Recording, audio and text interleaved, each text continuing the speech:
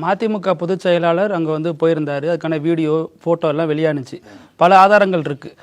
அவங்க அதாவது விடுதலை புலிகள் தலைவர் பிரபாகரன் வந்து வைகோவை நம்பி விட்டுட்டு போகாம கடைசி காலகட்டத்தில் சீமானை நம்பி விட்டுட்டு போனாரு அப்படின்னு பல மேடைகளில் அவர் சொல்றாரு. என்ன நம்பி தான் கையெழுச்சிட்டு போனாரு அப்படின்னு. இதை விட தமிழீழ தேசிய தலைவர் பிரபாகரன் அவர்களை இழிவுபடுத்துகிற ஒரு சொல் இருக்க முடியாது.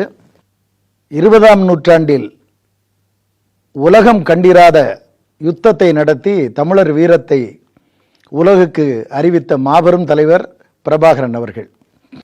வரலாறு எங்களை விடுவிக்கும் என்றுதான் அவர் கருத்தை தவிர இன்னாரை நம்பி ஒப்படைக்கிறேன் என்று குப்பை கூலங்களை நம்பி ஒப்படைப்பதாக அவர் சொன்னதாக இவர் பேசுவது ஒரு கோமாளித்தனமாகவும் நகைப்புக்குரியதாகவும் தான் அரசியல் உலகம் பார்க்கிறது. மக்களும் அப்படித்தான் பார்க்கிறார்கள். ஆகவே அவருடைய செய்தி தவறானது, கண்டனத்திற்குரியது என்பதை நான் பதிவு செய்கிறேன். இப்போ கடைசியாக ஒரு கேள்வி. நாம் தமிழர் கட்சி நிர்வாகி சீமான் பேசுகிறப்போ ஒரு இடத்துல சொல்கிறாரு, பெரியாரை ஃபாலோ பண்ணுறவங்க எல்லாம் வெங்காயம் வச்சுருக்காங்க, ஏன் தலைமை வெடிகுண்டு வச்சுருக்காரு, நீங்கள் வெங்காயத்தை வீசுனீங்கன்னா நான் வெடிகுண்டை வீசுவேன் அப்படிங்கிறாரு. இதை எப்படி பார்க்குறீங்க? அதாவது நான் ஒரு கட்சியில் தலைவர் வைகோ அவர்களால் வார்ப்பிக்கப்பட்டு ஏறக்குறைய 40 ஆண்டு காலம் அவர் கரம்பற்றி வளர்ந்து நடந்து வந்துட்டுருக்கிறேன். ஒரு கட்சி தொண்டனோ நிர்வாகியோ ரோட்டில் நடந்து போனால் இன்னாரும் போகிறாயா அப்படின்னு 10 பேர் நம்மளை திரும்பி பார்க்கணும், நம்மளை முகமன் கூறி வரவேற்கணும்.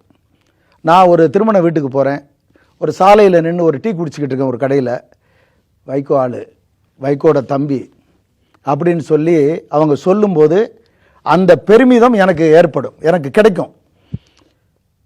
என்ன காரணம்னா தலைவருடைய சிறப்பு எனக்கு அந்த சொல்லுற வார்த்தையில் இருக்கும்.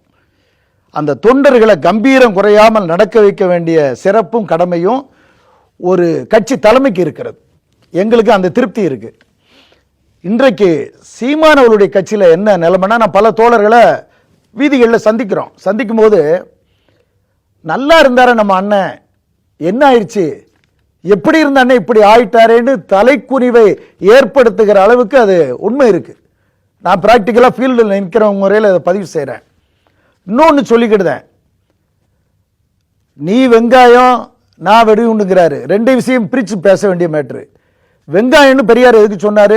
உரிக்க கடைசியில் ஒன்றும் இருக்காது. மண்டைக்குள்ள சங்கதி இல்லாதவனை திட்டுறதுக்கு பெரியார் பயன்படுத்தின வார்த்தை வெங்காயம். அது ஒருவேளை சீமானவர்களுக்கே கூட பொருந்தி வரலாம்.